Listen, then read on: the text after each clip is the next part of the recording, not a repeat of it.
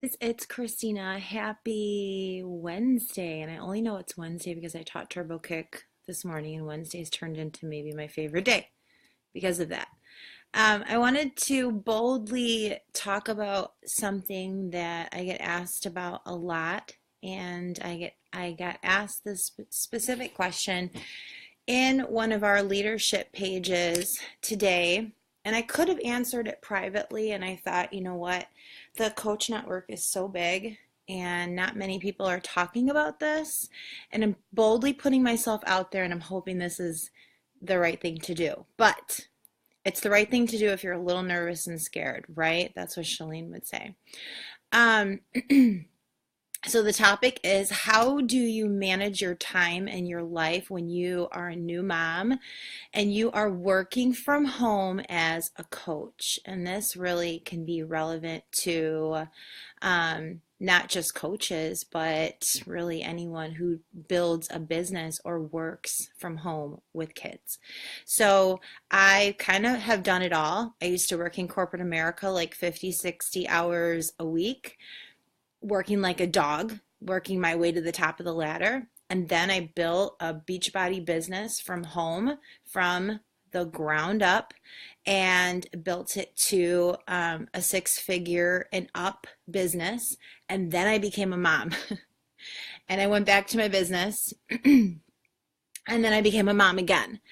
And it's really challenging, and I can't really say that for everybody because, as you know, when you're a mom, it's different for everybody, and it's different with every child, right? So when I had Brooklyn, who is going to be 4, at the time I had my business really established, and I was like, okay, I'm pregnant. Oh my God, this is like crazy, but I have my business in a great place. And the year that I had Brooklyn, I had really bad postpartum depression in my pregnancy, which is really rare. But I had it in the final trimester, and I didn't talk about it because I'm always happy and positive and blah, blah, blah. And I did a video specifically on that on my like page if you would like to look that up. But I struggled with that in the final trimester, and then after having her, and just being swallowed with all of those feelings, and then new mom feelings, and just the overwhelming feeling of, how do I continue to do what I was doing before? And then I'm a mom, and I don't know how to be a mom, and I'm trying to figure this out, and I'm not sleeping. We had help with Brooklyn. My niece basically nannied her for the first, I want to say, year, like 3 days a week. So that's going to be one of my tips, but is to get help and outsource. So with Brooklyn, on those 3 days that we had the help, I would just work and get things done. That's basically what I had to do. And then I had Skylar, and I felt like I finally had it back under control. And then I had Skylar 16 months ago, and having two is like bananas. You go from having one to then you feel like you had 5. And Skylar doesn't sleep. She's 16 months, and she's just now starting to sleep through the night. So I've been the person my whole entire life who needs like 10 hours of sleep, where I'm like, huh? So can you imagine from going from that to you're not sleeping forever, and your brain is fogged all the time. In the midst of all this, I had a lot of overgrowth with candida, and I was just struggling physically. I felt like crap. I was tired all the time. And then we were dealing with a lot of issues with Brooklyn. So I just felt like the world was falling on my shoulders. So first of all, I'm sharing this with you because it's not easy for anybody, no matter what you're going through with your kids. It's always hard because they're your kids, and you love them, and you want to do everything in the world and be the best mom ever. Everybody wants to be the best mom ever. But the first thing you have to ask yourself is, what does being the best mom ever mean? What does that mean to you? Because to me, when I grew up, my mom had to work. She was a single mom. and she was always gone. And I grew up with the neighbors' family. They would take me to school, and I would walk home from school with my friends, and I was always home every day alone or with my friends until my mom would get home later that night. So she was gone from 6 to 6 every day. And she had to be, and that's fine. And it's not about that. It's about the fact that when I decided to become a mom, I wanted and decided in my mind, no matter what, from like the age of like, being really young, telling myself if I ever have kids, I'm going to be there. I'm going to be there every day. But what I didn't know was the natural driven ambition that goes on. That was the person I was going to become, was like this success driven person who loves to work. Yes, I love to work, and I love to lead people, and I love to make a difference in people's lives. That fills me up. But I love being a mom, and I want to be here for my kids. So for me, and that's what you have to ask yourself, is like, what does that mean? Because for me, being the best mom is being present in their life.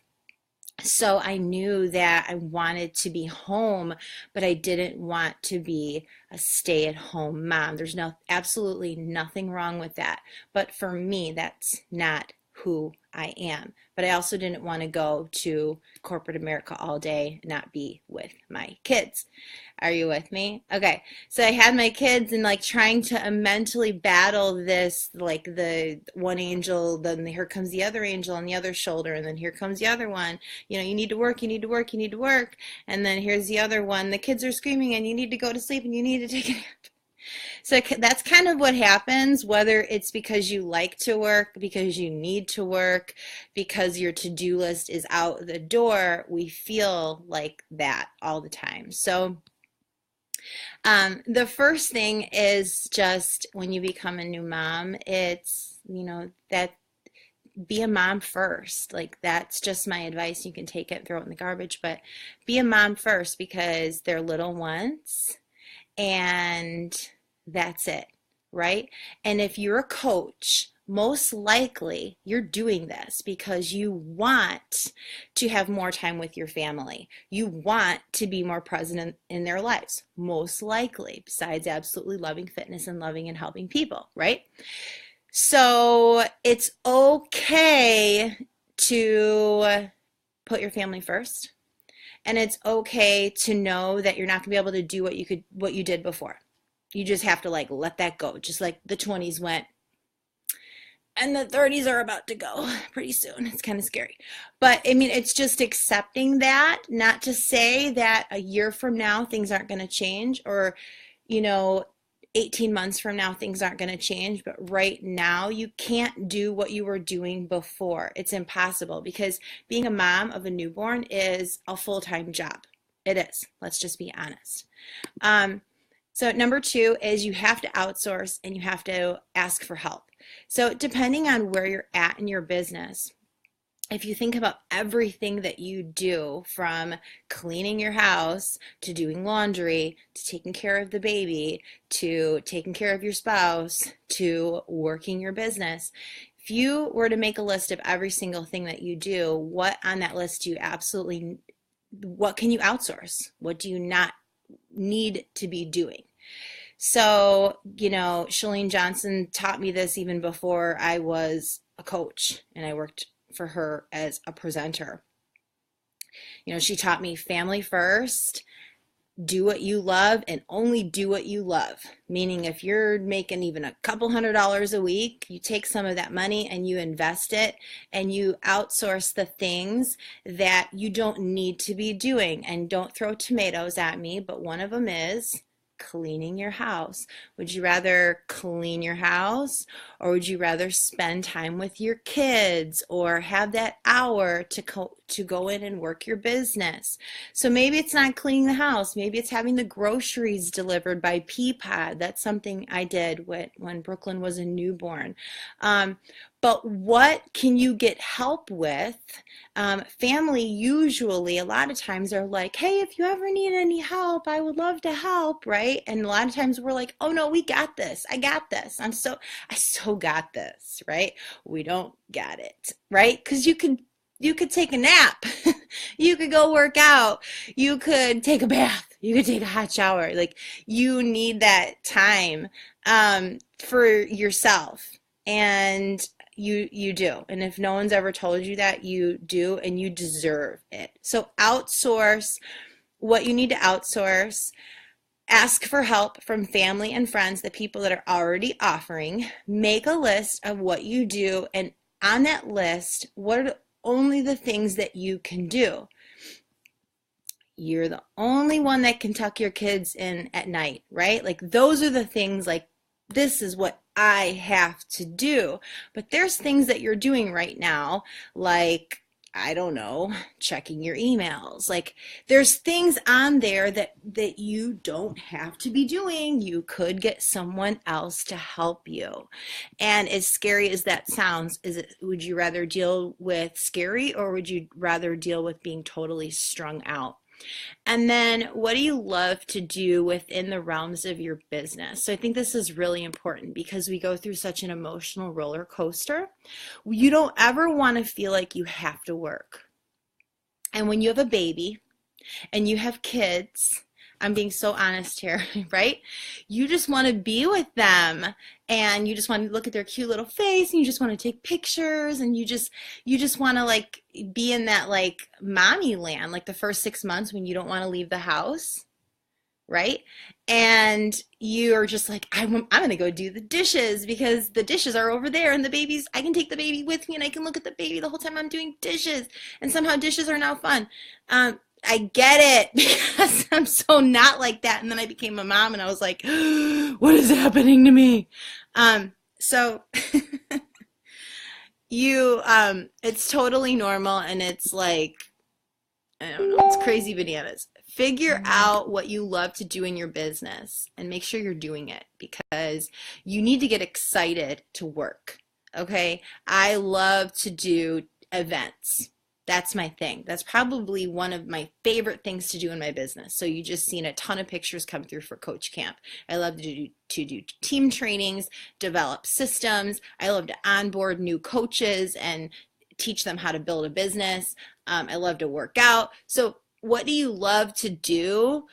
Make sure you're making time to do that, because you don't ever want to feel like, oh, I have to go work.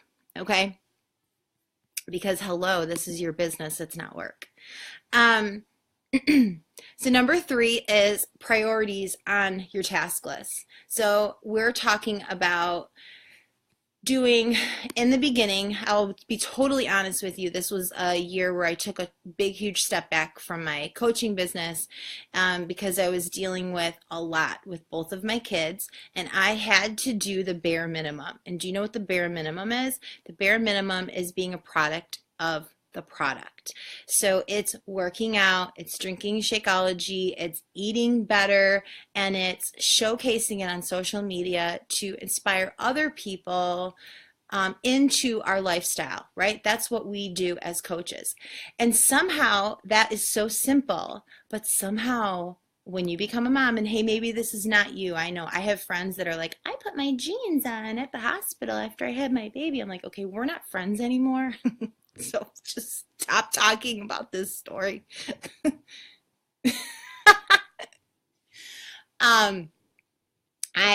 Skylar's 16 months, and I'm still losing the weight, okay? But being a product of the product, like working out, I've never ever had to motivate myself to work out like my entire life until after I had babies, because I just ate bad, not so great. I shouldn't say ate bad, but I ate things that I never normally eat, and it just compounded. It's the compound effect. So that after I had my babies, I was dealing with a lot more than just weight gain. I was dealing with a lot of chronic issues. And it took me months to want to work out again, to even want to lose weight, to want to give up the Starbucks latte, because that Starbucks latte, that got me through. I wasn't sleeping all night, so I needed to, you better just like hold this fort down, because I need to go to Starbucks and get that vanilla soy latte, or I can't like do anything. I mean, I was like that crazy over the addiction to Starbucks. And I still love Starbucks, but you know, hey, just saying. So at minimum, you have to do the basics, which is just working out and eating better, using the programs and showing people. And then what I did at that time is I always worked out with my kids, because when they take naps, I wanted to work. I wanted to do the things that I couldn't do when I was with them.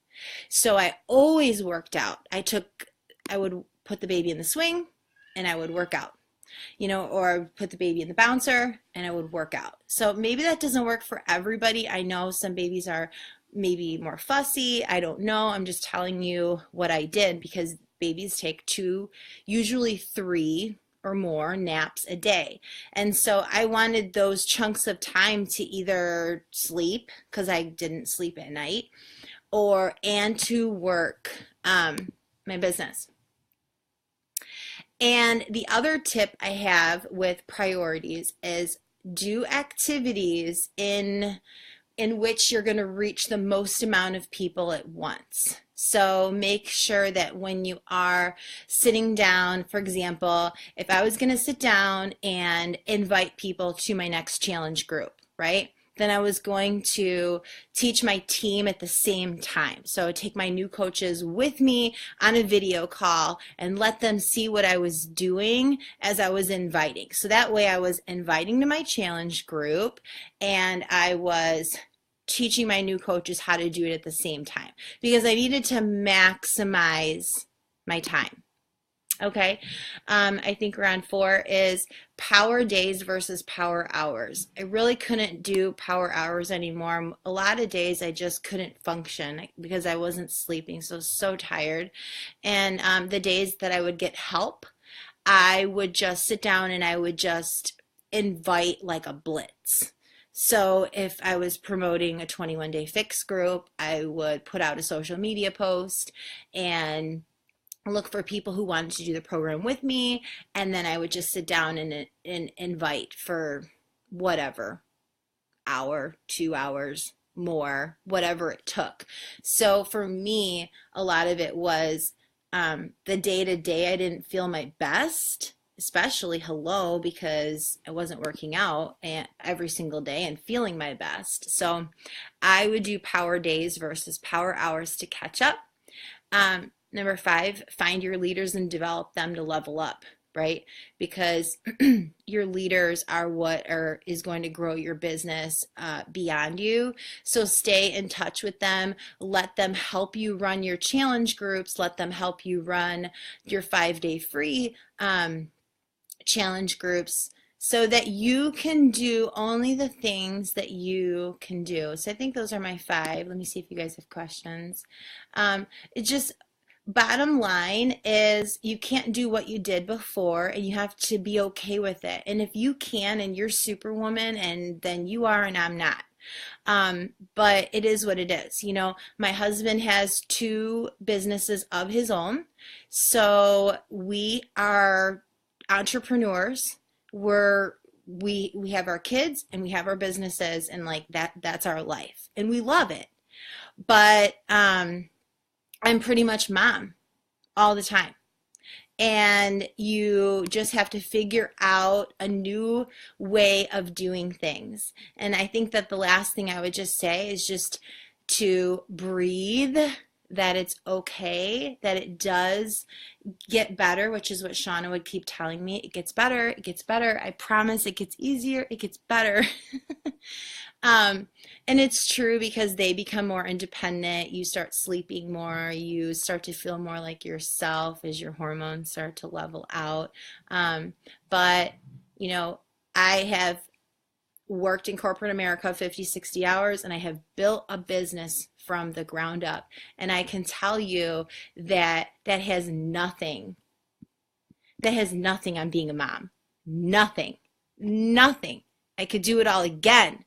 And going through the pregnancies and having my babies and everything that we learn to become moms is it's the hardest job in the world because every day we're trying to figure it out. And I mean, that's okay. That's what we were meant to do. So don't be so hard on yourself.